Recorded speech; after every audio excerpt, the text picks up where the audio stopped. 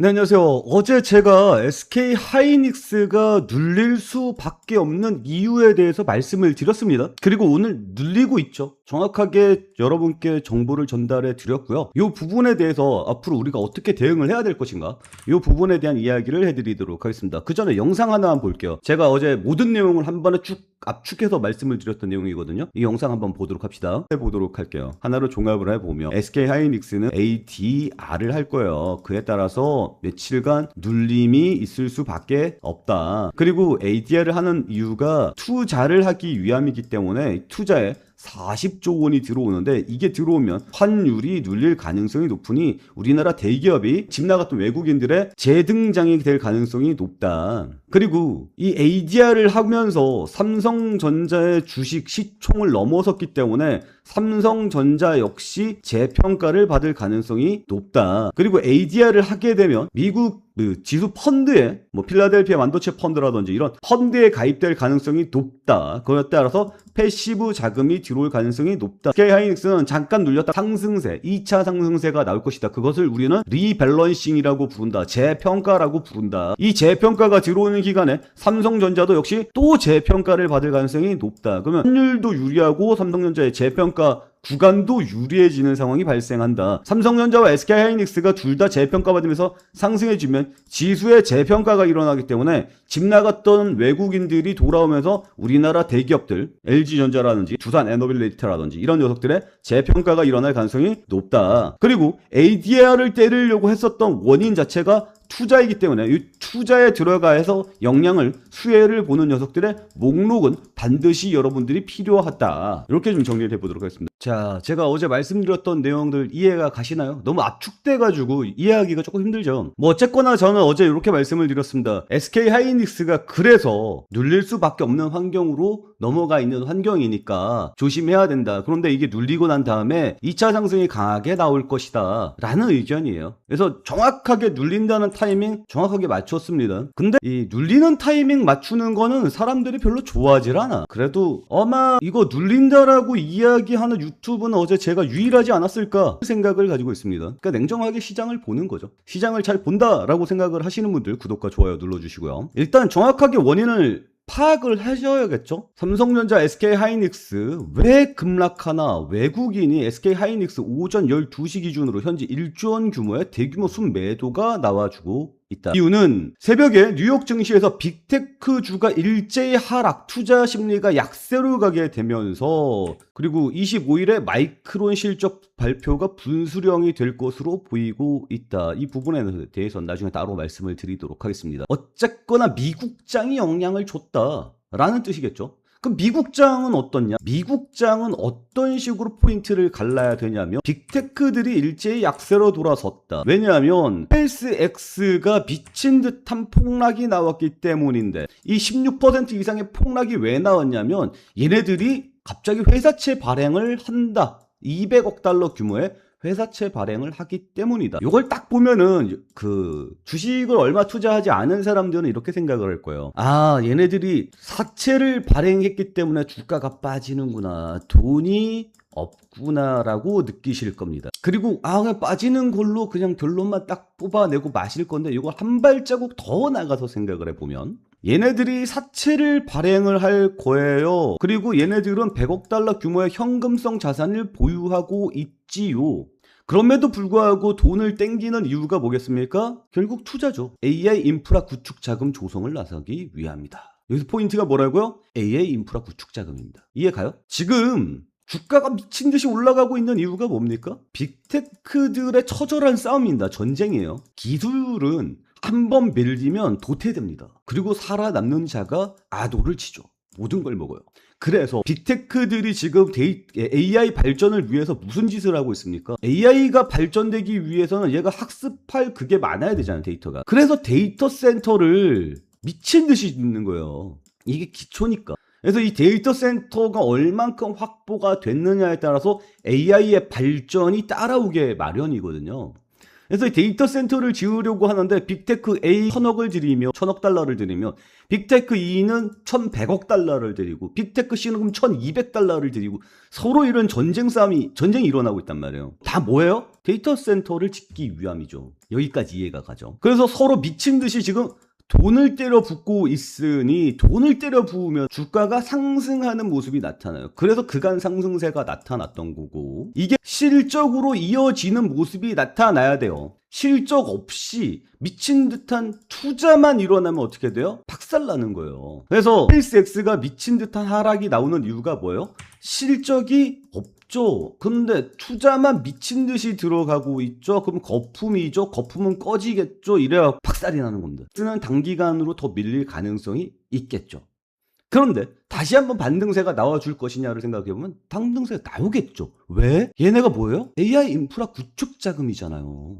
투자를 하겠다는 얘기잖아요. 무슨 얘기냐면 빅테크들의 데이터 센터 구축 자금에 함께 싸움을 일어나겠다라는 거잖아요. 이 얘기는 뭡니까? 삼성, SK, TSMC, 마이크론 등등등 얘네들의 실적이 상승세가 나올 수밖에 봐야겠죠.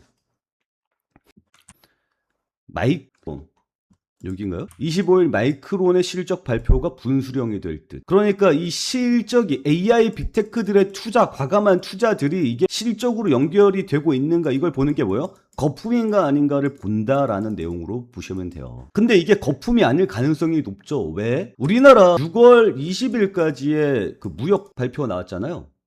거기에서 삼성과 SK가 미친 듯한 실적을 보였잖아요. 그래서 우리나라 6월 미친 듯한 역대 최고의 수출액이 나왔다라는 뉴스가 보도가 됐거든요. 제가 준비를 안 했네요. 그 얘기는 삼성과 SK 실적이 좋다는 이야기고 마이크론의 실적도 당연히 좋다라는 뜻으로 보시면 좋을 것 같아요.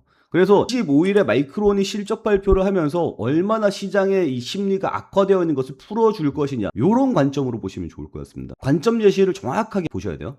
아, 이런 관점에서 이렇게 보는구나. 그 이유는 이거구나. 이런 것들. 말이 이해가 가죠. 이해가 되시는 분들 구독과 좋아요 눌러주세요. 그러니까 이게 글로벌 시장의 판도를 지금 바꾸는 가장 중요한 기준축을 이야기해 드리는 거고, 이 고비만 넘어가면 무슨 일이 발생한다? SpaceX도 미친 듯한 돈을 때려 붓는 거에 참여를 하고 있는 상황이기 때문에 SK하이닉스, 삼성전자는 2차 리밸런싱이 들어갈 가능성이 매우 높아지고 있다. 이렇게 보시면 좋을 것 같습니다. 어쨌거나 지금 시장 심리가 삼성전자와 SK하이닉스가 빠지는 이유는 SpaceX가 미친 듯한 하락이 나와주고 있기 때문이고, 이 기술주에 대한 심리가 투심이 흔들리면서 빅테크들의 주가도 같이 빠지는 모습이 나타나고 있기 때문입니다. 그래서 여기 보면 메타, 아마존, 마이크로소프트 대형 데이터 센터 기업들의 투자 비용도 부담이 부각이 되면서 하락세를 기록하고 있다. 그러니까 25일에 마이크론이 실적이 나오죠. 거기에 따라서 분수령이 되겠죠. 그 얘기는 뭐예요? 25일까지 안 좋다. 이런 뜻으로 보시면 좋을 것 같습니다. 이해되죠? 내용이 점점 길어지고 있는데 뭐 재미있죠? 재미있으면 계속 들으세요. 그래도 이렇게 잘 풀어주는 데가 없어요. 그러니까 시장 잘 보내 라고 생각하시면 구독과 좋아요 눌러주시기 바라고요. 댓글도 좀 달아주시기 바랍니다. 그리고 그 미국이란 이란의 전쟁 있잖아요. 요것도 시장 방향의 한 축이거든요. 이게 미국과 이란의 종전 양해각서 MOU 체결 이후 첫 고위급 회담에서 향후 60일 내에 최종 합의를 위한 로드맵에 합의하면서 중동 지역 긴장 완화가 커졌다. 유가 빠졌거든요. 뭔 얘기냐면 그 미국과 이란이 이제 더 이상 힘들어. 얘는 중간 선거가 다가오고 있기 때문에 힘들어. 중간 선거가 11월이거든요. 거기에서 트럼프가 패배하면 탄핵 이야기 나올 거예요. 굉장히 힘들어지겠죠. 근데 만약에 중간 선거에서 이기잖아요. 그때부터는 가상화폐 시장이 활성화될 겁니다. 근데 그 전에 투자자, 그러니까 자기 투표자들의 인기를 위해서 가상화폐 시장을 다시 으쌰으쌰하는 분위기로 만들긴 할 거예요. 그래서 하반기로 갈수록 가상화폐 시장이 좋아질 것으로 예상이 됩니다. 어쨌거나. 그래서 11월 중간 선거가 굉장히 중요한 상황이에요. 근데 이란이랑 싸움이 계속 길어지면 불리하잖아요. 근데 이란은 계속해서 장기전으로 가려고 노력을 했던 거고, 미국 입장에서는 열받지. 얘네들이 우리 정치적 생명을 가지고 놀고 있잖아요. 그래서 이란의 바다를 막아버립니다. 이란의 바다를 막아버리면 이란은 어떻게 해요? 쫄쫄 굶죠. 그래서 지금 난리 났어요. 안 그래도 올해 초에 전쟁이 시작되기 전에 모습이 뭐였습니까? 경제가 파탄난 거였거든요. 거기에 바다를 막아버렸어요. 계속 굶어 죽고 있습니다. 그러니까 얘네들도 장기전으로 못 가. 얘도 중간선거 다가오고 있어. 그러니까 서로 악수하면서 쎄쎄쎄 하면서 야 이제 그만 싸우자 라고 이야기하는데 여기서 갑자기 이스라엘이 뜨하니 등장하면서 우리는 헤즈볼라를 열심히 후두들겨 패고 있을 거야. 헤즈볼라는 이란 편이거든요. 근데 이란은 미국 편이잖아요. 이스라엘은 미국 편이잖아요. 얘네 둘이 합의를 하고 있는데 얘가 가서 두들겨 패고 있단 말이죠. 그 이란이 야 이거는 협정 위반 아니냐? 야 미국 얘네들 좀 쟤네 좀 말려야 되는 거 아니냐? 그래서 미국이 야 그만해 라고 이야기했는데 시끄러워 난 팰 거야. 그래서 계속 팼죠.